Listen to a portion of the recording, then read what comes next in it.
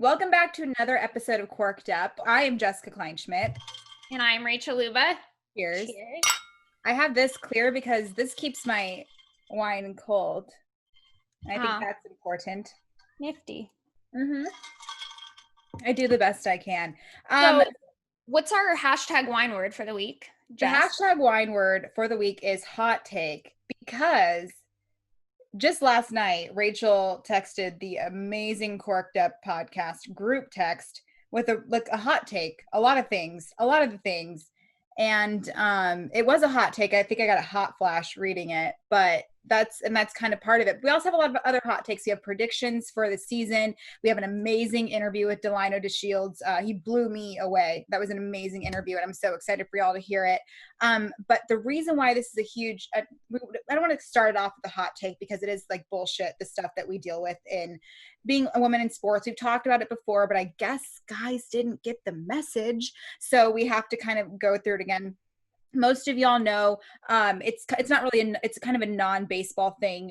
Several situations that happened with the Washington football team recently, the Redskins. I hate saying the Redskins, but that's the team until they rename it. 15 women said they allegedly were victims of sexual misconduct among senior executives with the Washington Redskins. And there's this quote that really sticks out to me. And it's a former VP of communications, Julia Payne. She told I believe it was the Washington Post, quote, "I have never been in a more hostile, manipulative, passive-aggressive environment, and I worked in politics." So we can kind of divulge into it. I read up on it quite a bit. Media, it got like a really big reaction. And I text Rachel this, and I really don't want people to hate me for it, but both Rachel and I were tagged in a lot of these things saying, we're women in sports, tag somebody that you feel is inspirational, We were both tagged, and I'm super, super appreciative of that. But tagging me doesn't do shit. What you need to do is support me, share my work. If you see me being sexually harassed, which I have been multiple times, say something. The people that have sexually harassed me are still working. Nothing happened. So it's kind of coming from that. So I text you, Rachel, about this and said, cool, they're tagging us. This is great. But what is that going to do? And it doesn't really do anything. And the thing is, this was one of the things I noticed too, when there was the Kyle Loesch incident. I had so many people, and I'm not hating them for reaching out to me and supporting me, but everything is done privately because nobody wants to go out there and really, stand up. It's hard to stand up for people and, say something that maybe the norm doesn't like, or, whatever it is. And sometimes I think a lot of that too. I'm like, thank you for supporting me, but say it publicly. Like, tell people this publicly, because publicly it looks like I'm standing on an island. Yeah. And I have no support behind me. And little do I get, the people know that I have tons of support behind the scenes. And I'm not saying that it always needs to be, in front of everybody's face, but I think sometimes the problem is that people there were people responding, I remember, to Kyle Loesch saying, look, and Kyle Loesch made burner accounts saying, look, she doesn't have, nobody's defending her, so she must be in the wrong. Yeah. I was like, oh, if only you knew, but it's behind the scenes. And because, people don't want to say it on the main stage. And yeah. So and I get that, and it sucks because I'm a victim of that too. Like, I'm constantly worried if I can be called a fat slut on social media. I'm literally not allowed to be mean to this person because I could get in trouble. And I hate that I have to deal with that. And I wish I could do a better job, like sticking up for you and everybody else. And that's what we have to deal with. But I'm right there with you because I've told you about this before. I don't get a lot of support from my colleagues, whether it's sharing my work or saying, hey, congratulations on a new podcast or anything like that. And so it kind of sucks from that situation. But you don't have to tag me in a fucking tweet to support me. You need to just be there. When you see a guy treating me like shit, speak up. Because when I say it, the guy still has a job. So if you are a witness and you want to say something, that helps a lot. But they don't fucking do it. So I agree. And I think this is a good segue into kind of, I told you this last night when we were talking, and I want to like start off by making it very clear too, though, that this whole, I feel like there's this weird paradigm we live in where it's like, and we've talked about this, you can either be one or the other, right? You can be sexualized, you can be beautiful, sexy, hot, gorgeous, everybody loves like how you look, or you can be smart and you can be talented and really good at your job. But I have my like I have my beliefs as to why society believes this and is this way, and this is kind of the culture we live in, but that's not the point. My problem with it, and everyone trying to say that, yeah, you have to be one or the other, and let's not sexualize women, let's not talk about and obsess about how gorgeous they are. Mhm.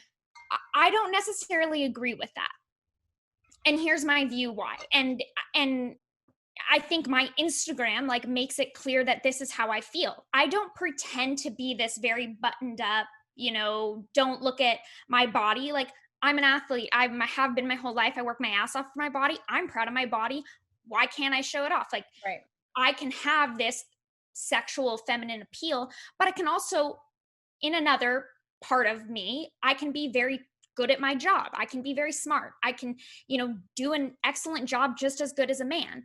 And here's why I think I don't like this idea that, like, and a lot of women kind of promote this or perpetuate this idea that we can't sexualize women, stop sexualizing women. And this is my view on it. And this is a hot take, I think, on it. But I think we need to embrace both. And this is what I try to do. And maybe it's in a fantasy world that I live in, probably is, but I try. But here's why. Right now, if we say we can't sexualize women because it's, we're not seeing them for the talent they are and whatever, this sexual part of us is a weakness, right? Like the beauty in you, and guys commenting on the beauty in you is like this weakness. It's a problem in the workplace. It's something, employers are like uncomfortable with. It's a weakness that you have.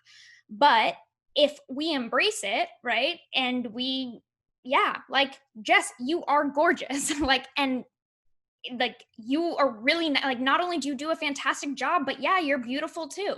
Like, now it's a strength. Like, embrace it. Sitting here saying that like men can't compliment you, and men can't say that you're beautiful, or men can't like you, like, for if they think you're attractive, like, to me, if we own it and it's something that we say, yeah, like, guess what, men, like, you don't have sex appeal, but we do, and it's a strength. And now it's something that I have over all you men. Not only am I just as talented as all you men, not only am I probably more educated and qualified than men, but also, guess what, I have sex appeal, and people like that.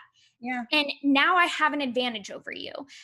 And so, to me, like, I guess with this, especially with this whole Redskins thing, and people, I always see women too, like, saying, stop sexualizing women. I don't think that's necessarily the move. Mm-hmm. No, and I totally agree. And it sucks because I'm kind of on both sides, right? Like, and we've talked about this before, and I saw this tweet, and it kind of resonated with what you and I have both said. You can't be too pretty, you can't be too cute, you can't be too nice because that's going to be considered flirting. You can't be too stern because that's going to be considered bitchy. You can't be too funny because you don't want to seem too charming and wrap up all these things. And yeah, and I told you this the other day. I am so sick of girls complaining about the industry, and it sucks. We all know that being a woman in the sports industry sucks. But the more you complain about it and not just work, it makes you show like, okay, well, you have time to complain, but like, you going off on Twitter saying like, this sucks, this sucks, this sucks. I don't see you working. Like, what are you doing? So it's like, totally, it sucks. And everybody knows the stuff I've been through. And there are literally files and files of stuff that I've complained about and I've gone to HR about and everything like that. So I've dealt with it. But I need to do my job too. I'm also lucky enough where I haven't dealt with enough where I can say like I was scared for my life necessarily. But there's also something that we also need to think about. We know that it's bad, right? And I do my best to help. And a girl reached out to me recently and asked me for help on how to approach a professor who was sexually harassing her. And I gave her my advice. She didn't take it. So it's like, all right, well, what do you want to do? And so it's kind of like from that demo, trust me, I know. And we do our best. We really do our best. But I'm not going to like sit here and say it's easier to be a girl. I'm not going to say it's harder to be a girl. It's like, unfortunately, this is what we go through. And I fucking hate saying that. I really hate saying it.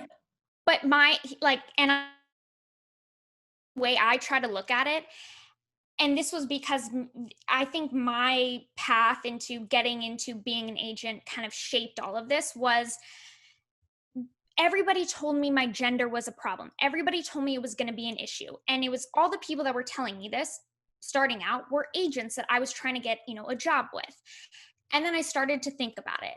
And being an agent is a really competitive industry. It's cutthroat. Everyone's out for everyone because you're trying to survive.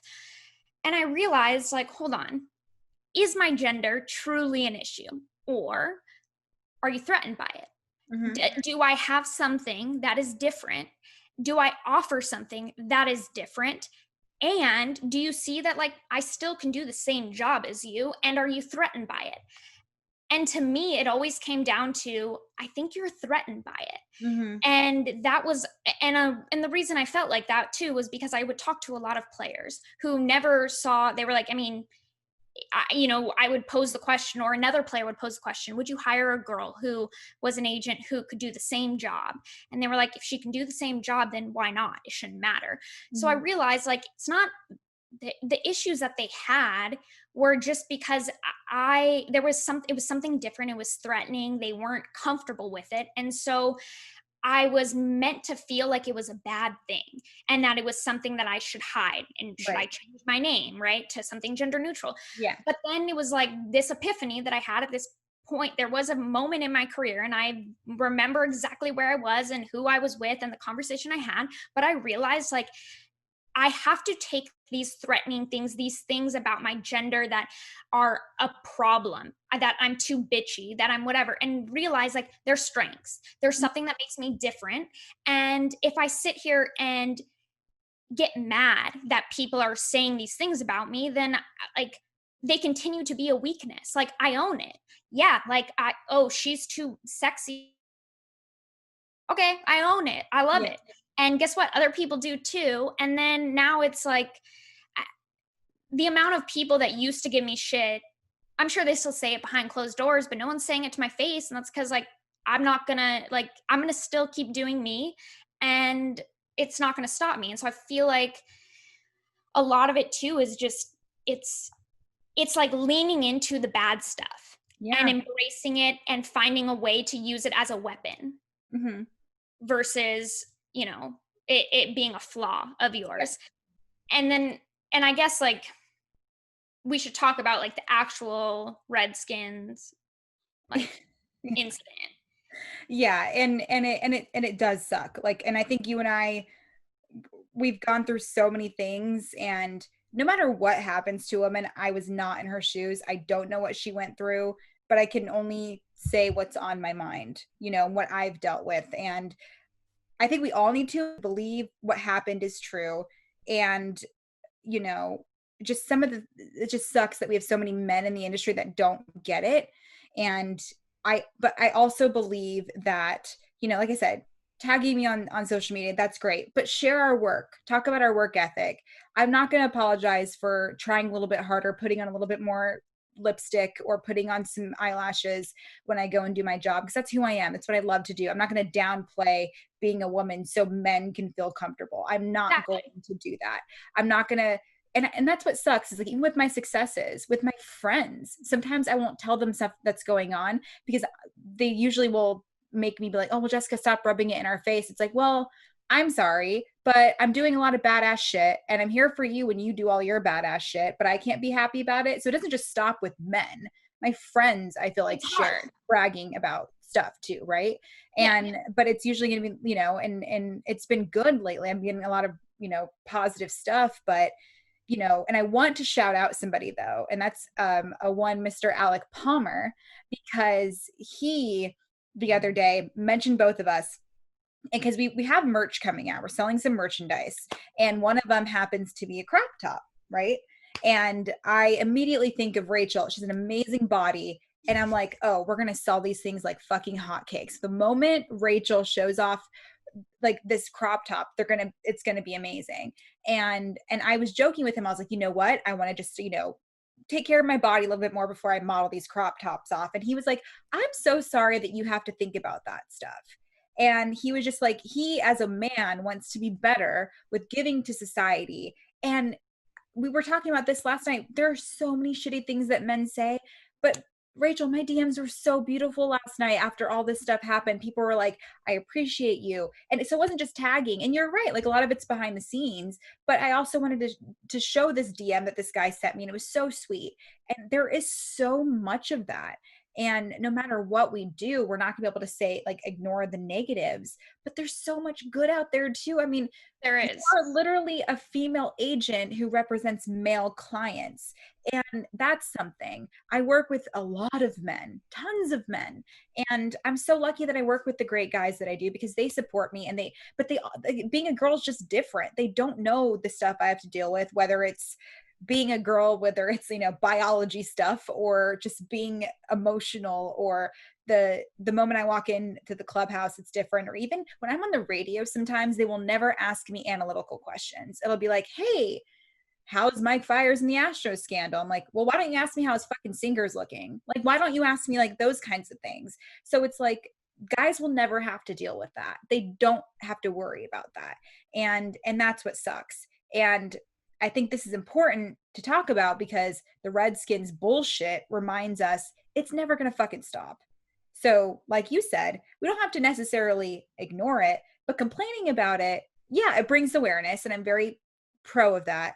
But I'm also just like, okay, we complained, we're mad, let's go. Let's fucking keep blazing the trail, fuck shit up, and let's do our jobs. I think there's a lot of fucked up shit that happens as a female in sports. I've seen it personally since the beginning, since I've decided I want to pursue sports. I have heard about it from other friends. I've heard about it from you, the things you deal with. Like, I'm not naive to it. It's shitty.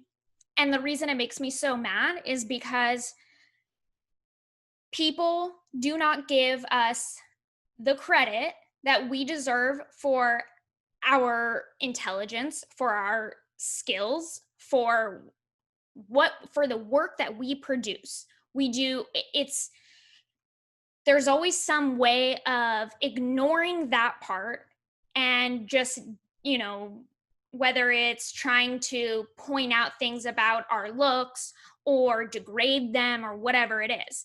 And that's why, kind of tying back in my initial point of this idea of you can be both, like you should be allowed to be both.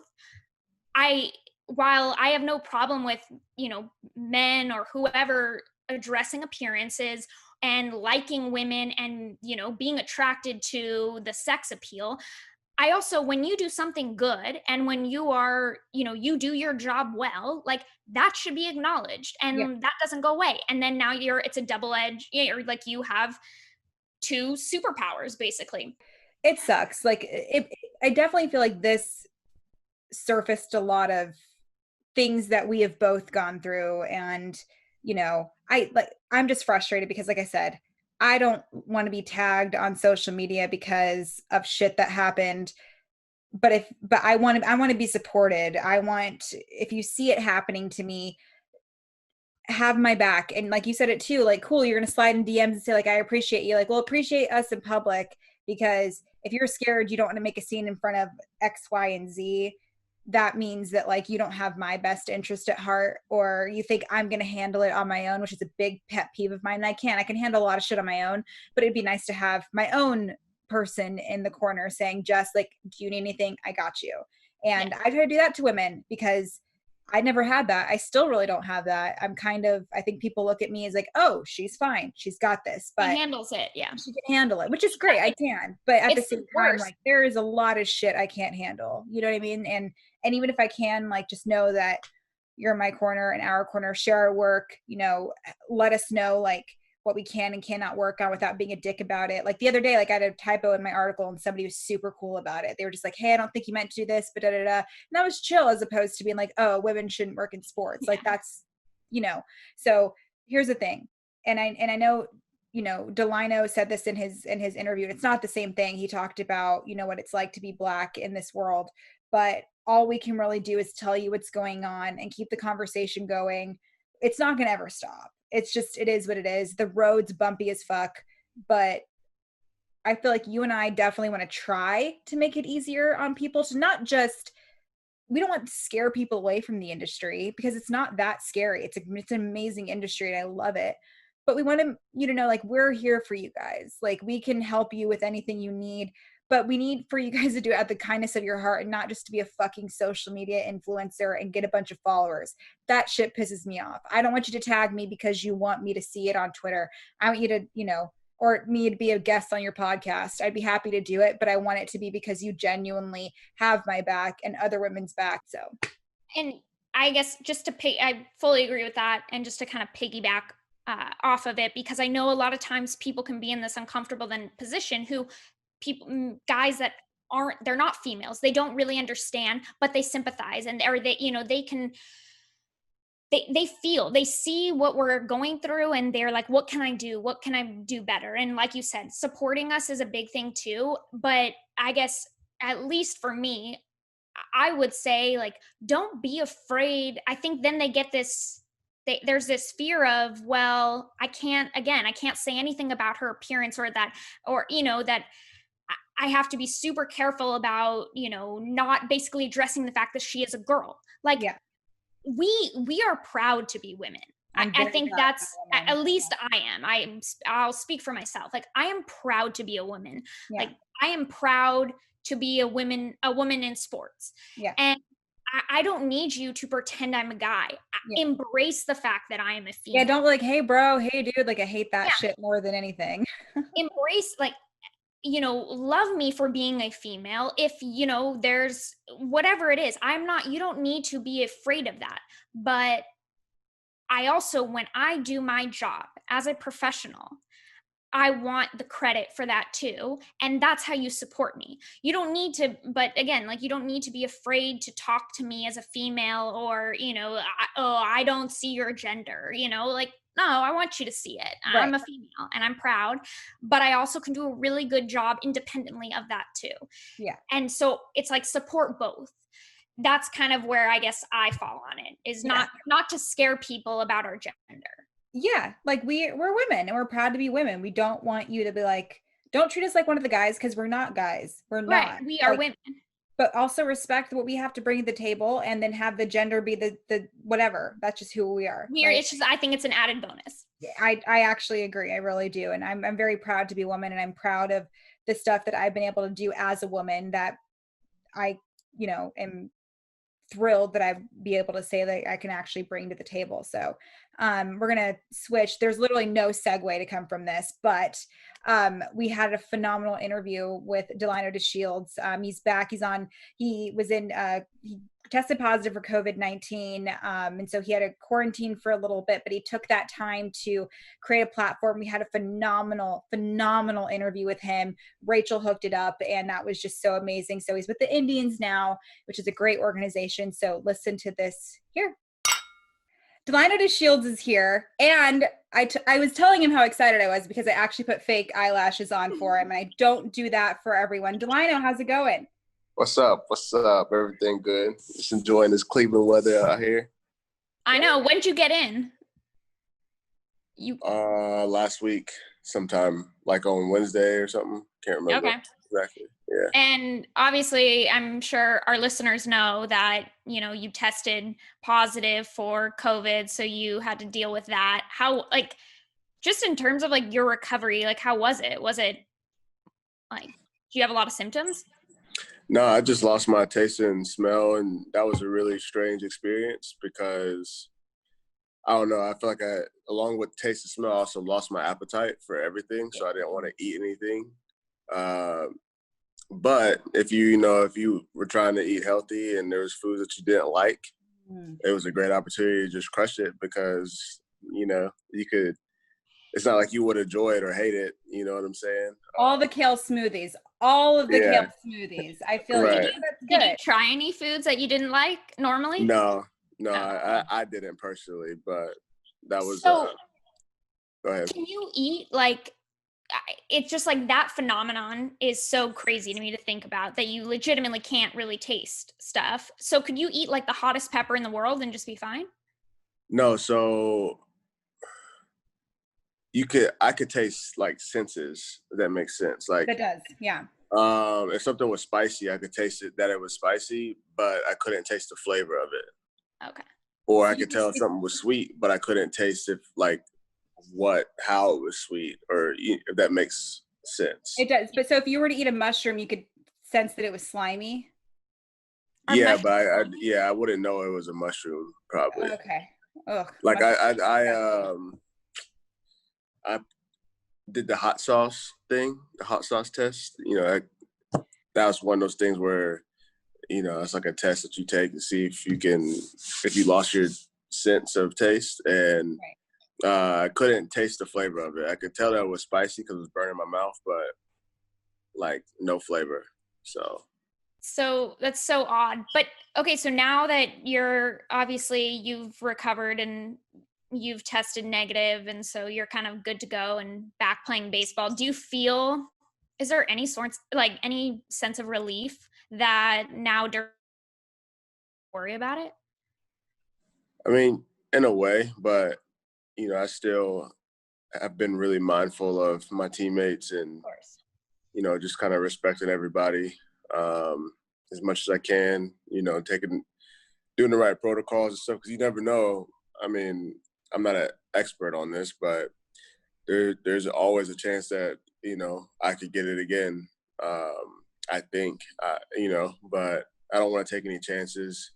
In order for us or anybody to have a successful year, we have to take this pretty serious so that we all stay healthy and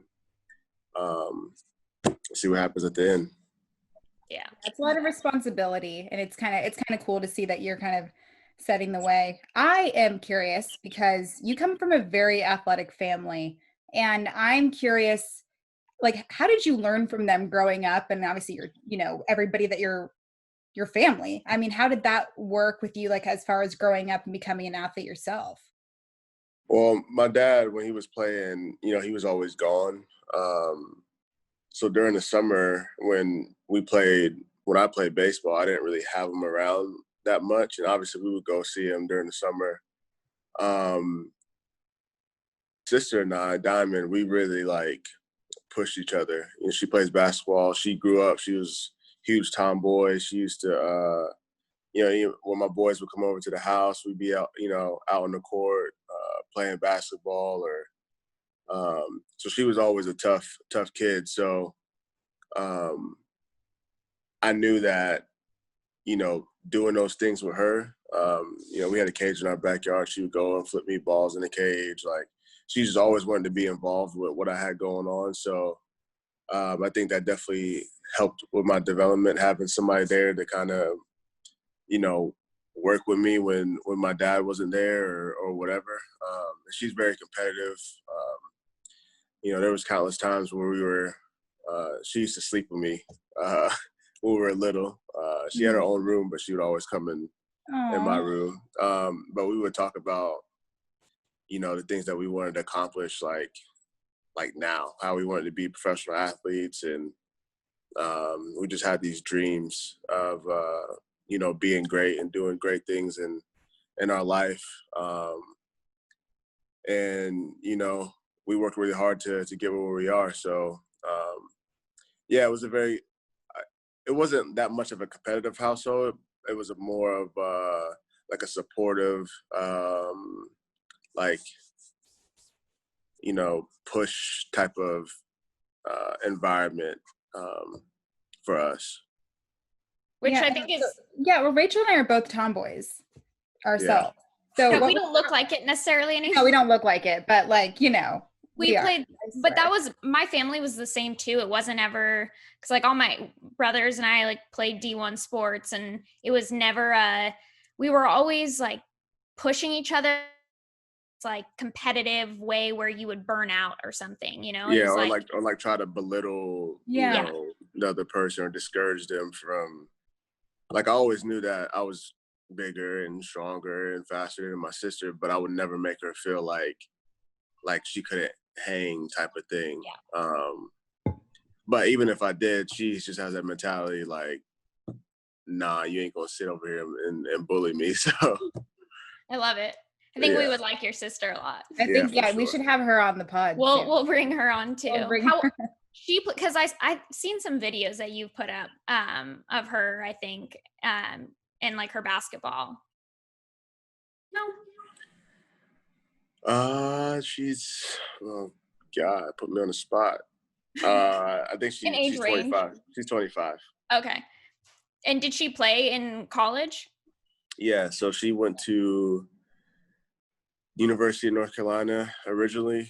Wow. They had a number 1 recruiting class that year. They had like 4 freshmen that were all starting and went to Elite 8.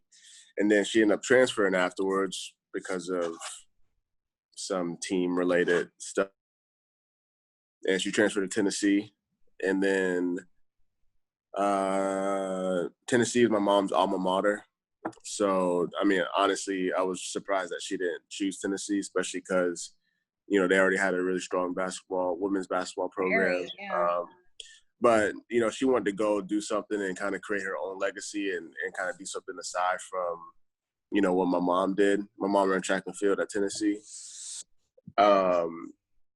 So she ended up, you know, caving anyway and going to Knoxville. So she did that for 2 years, and then she graduated from college, and she had 1 more year eligibility left to play, and she was just like, she didn't want to play college basketball anymore, so she went overseas for a year to Turkey, and in 2017, I think she got drafted. So, yeah. Do you in her sport at all, as far as watching I think it's growing. Okay.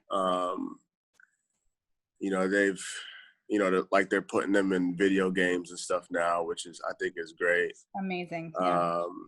You know, they're doing better. But before, you know, my sister got into the league, it wasn't very good. But, you know, slowly but surely, you can see every year that they're trying to make strides. And, you know, it's a marathon, not a sprint. So, you know, hopefully in a couple of years, it'd be a, you know, a bigger thing than it is today. And how do we do better with supporting them? That's a good question. I mean, I don't really know the answer. Like, I'll buy a shirt. I can't go to games right now, obviously, but I'll do it. Yeah. Lina, just tell me what to do and I'll go do it. Yeah, they down at IMG right now in a little bubble system at IMG Academy in Florida. But what I do, I like to go on their app and just watch games like that when I can. But I don't really know the correct answer for that. You try to show love when you can. I think you should start, because I know you're big into, you know, content and, you know, making content. I think you need to start putting out some content with you and your sister, like doing stuff together. We were actually talking about that, doing something off season. Like, she was going to come to Dallas where I live, and we were going to like train together and just kind of do some stuff like goofing off, just being, you know, stuff that people don't see very often. So, yeah, we have talked about that, and I mean, I think that would probably be something that we do this off season. Were you ever at Live AB's that Momentum did when Paige Halstead was there? No. Oh, okay, yeah, because she came a few times and she played softball. Yeah, she's the one. She hit some Montas and Trevor. Trevor. She got Oh, really? several off Trevor. Yeah. But she's good. But she plays, she's a catcher. And then her brother, he's in the Giants organization. So Okay. she grew up like, they played catch together. And so, Yeah, I think there was a video that they did that like kind of went viral or something. And my sister was like, "Hey, we need to do this." yeah.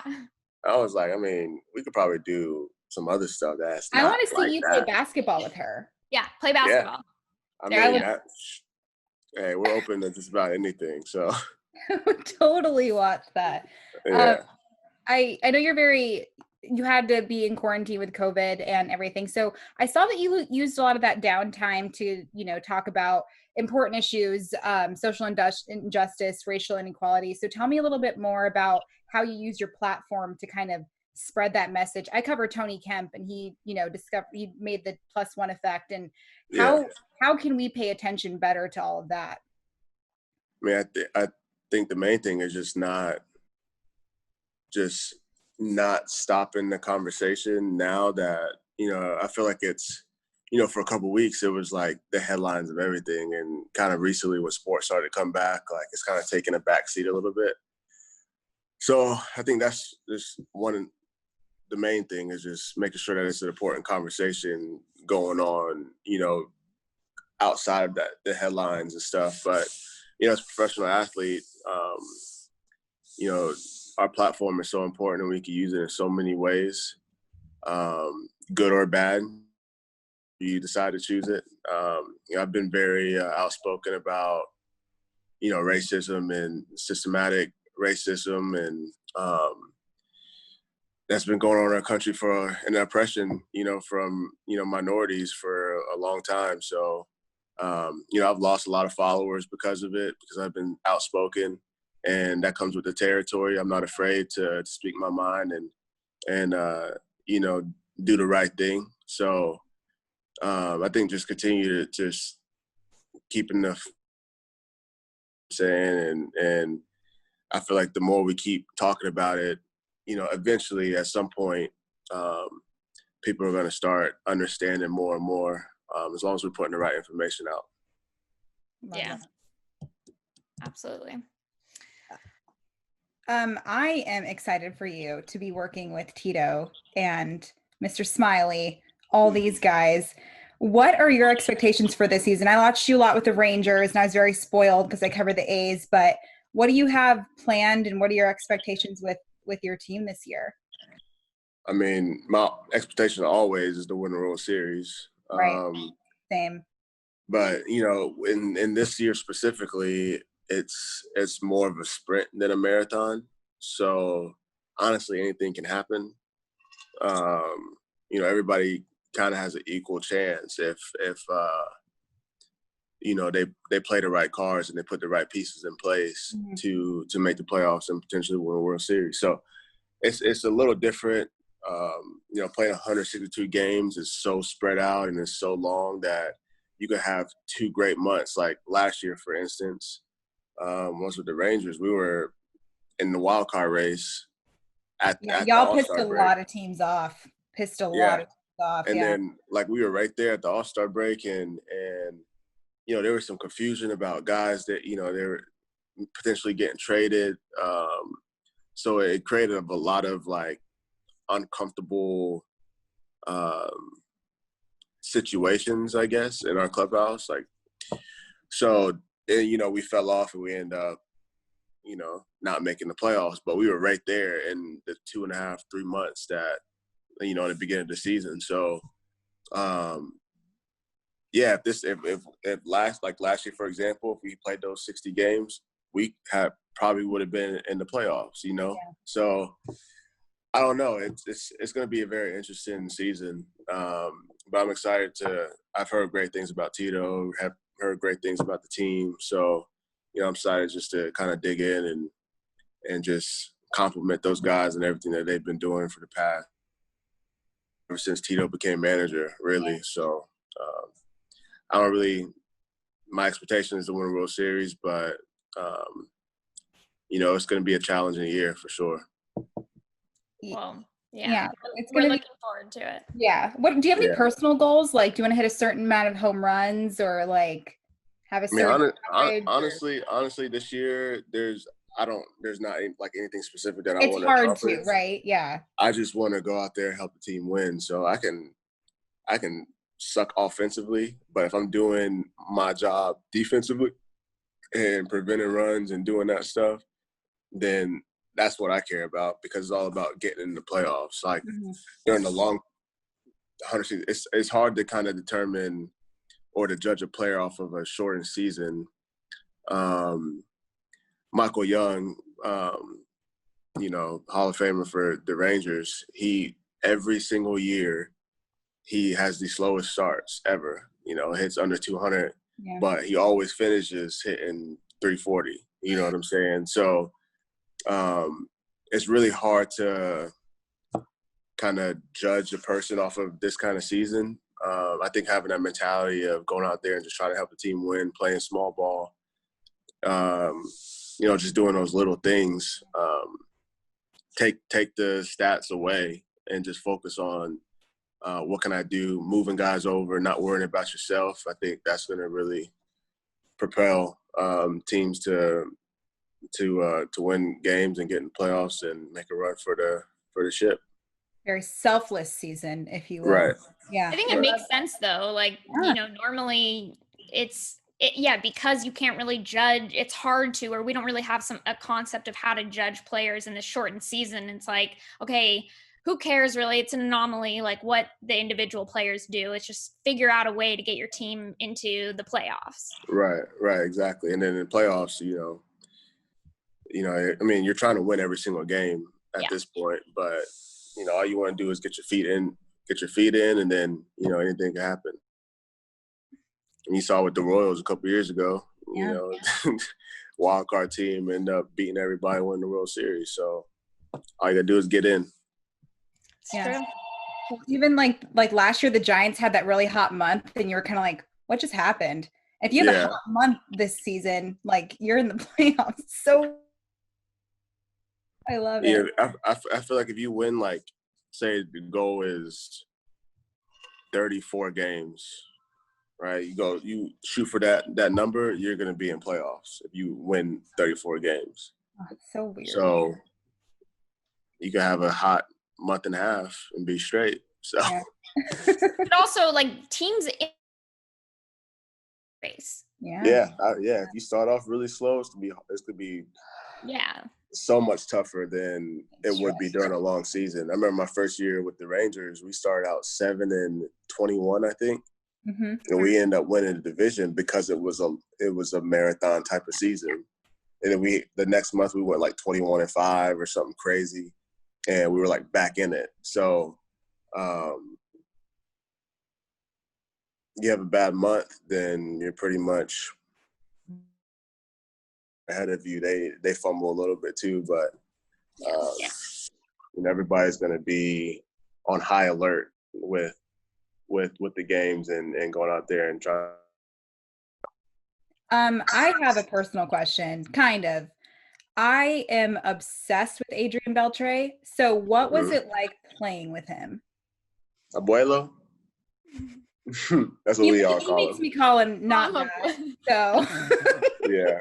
No, we all call him Abuelo because he's the grandpa on the team. Right. But it was an interesting, very unique opportunity for me. Growing up and watching a guy play, playing with a Hall of Famer. Mm-hmm. It was something that I was very fortunate enough to be in that position, especially to like be able to contribute and hit in front of him. And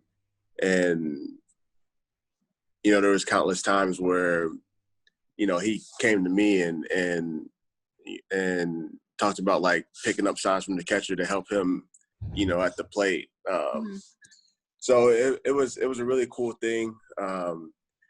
It's so weird. Like my first year in the big leagues, I was 22, and older guys on the team. There was only 2 rookies on the team at the time, and like I just keep thinking about how old my team was, and now like looking now looking around the league, like there isn't really that many like older veteran type of guys like that anymore. It's a lot of young guys with these extensions and stuff like that. So I don't with him. He always had fun.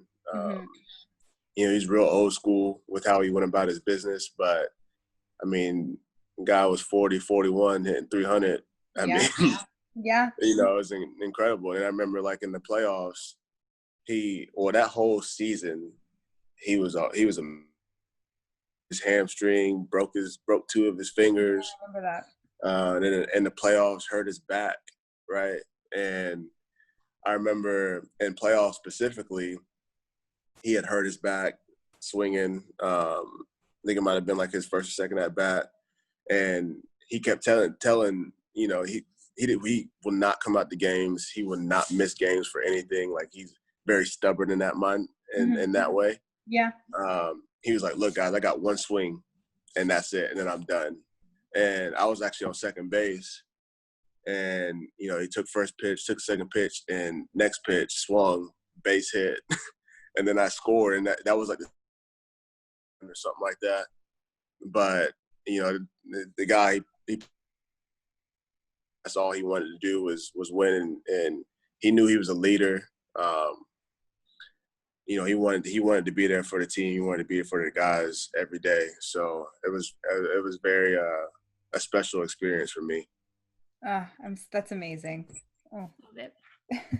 Well, thanks for stopping by, Delino. It was like amazing talking to you. Yeah, yes. Thanks for having me, for sure. Yeah, thanks for coming and best of luck this season. Yeah, good luck this season. We'll definitely be rooting for you for sure. Thanks, Delino. All right, guys. Bye. Have a good one. Take care. So we're going to switch gears. We were very, very passionate about what we were talking about before the Delino interview, which is once again really, really good. So thanks for hooking that up, Rach. But this is at the end of the day. We talk about baseball every now and then, and baseball's happening like this week. Like it's crazy. I have you know, A's and Giants exhibition games, season's opening up. So excited. Jesus Luzardo's off of the IL, I guess you would call it. He's back with the camp and everything like that. So we're going to have some fun and do some predictions. Do you want to go first or should I go first? I feel like we have the same prediction for one of the teams, but I know you're kind of biased on one, but who are you looking forward to individually and team-wise in this 60-game season? I would say, I mean, team-wise, again, I know this is super biased of me, but I want to see the Reds be good. I think they can be. And I'm going to give you, this is why my prediction is that I think the Reds are at least going to be a playoff team. And I think this because it's a short season and hitters, you know, are naturally going to it takes them a little while to kind of start seeing enough pitches and get hot and get in the swing of things. Teams with the lack of offense are going to be able to hide behind dominant pitching in a shortened season. And I think we're going to see that basically teams with the most dominant pitching, I think, are going to have the biggest advantage. And the Reds just, for the last few years, keep making these moves and these trades, even with the Yasiel Puig trade, where you're like, wait, what? They were even in the market for a trade, and they keep doing these things behind, kind of like under the radar. But I feel like they've put together a pretty good team this year, and so I'm kind of excited. I hope they're good for like once in a while, you know? No, and so here's the thing. Even before the 60-game season, I was, of course, doing a lot of preseason stuff. The Reds are one of my teams that I was like, don't sleep on the Reds. And that's not me kissing up to anybody. This is before momentum came calling for me to do a podcast with Rachel, FYI. And it's not a Joey Votto thing either. Like when they acquired Trevor Bauer, I was like, okay, I think Eugenio Suarez is a very underappreciated third baseman. You know, and I feel like Joey Votto hopefully will have a comeback season, if you will. The hitting is there. The pitching rotation, super, super good. They got Moose this year. Yeah, Lorenzen scares the crap out of me. I do not want to mess with him. So it's just like that kind of dynamic from that perspective. Even after losing Yasiel Puig, I was like, hey, this team is still really, really good. And I was looking forward to that. And like I said, that pitching rotation is just going to be sick. But of course, A's, and I'm not biased, but no, I think the A's too. That's another team for me. Yeah, and even I had Robert Flores on my other podcast, and he's a big Astros fan. He's like, I still have the A's winning the AL West. The only thing is like they're a slow starting team, and the people that hate talking about that more than anybody are the A's. And they were very slow starting the last couple seasons, but still got 97 wins. Jesus Luzardo, my dark horse candidate for Cy Young, AL Cy Young, for sure my rookie of the year, like easily. Both Matts, of course. I feel like I want to see Chappie earn a third gold or third platinum glove. Olsen, I feel like he's going to hit probably 30 bombs this season in a shortened season. I'm really excited for that. And then I want to see Christian Yelich come back. I'm really looking forward to a team that you need to watch out for. Yeah, and then of course Mike Trout. We're excited about that. And then Bryce Harper, I'm going to see what he does with his shortened season.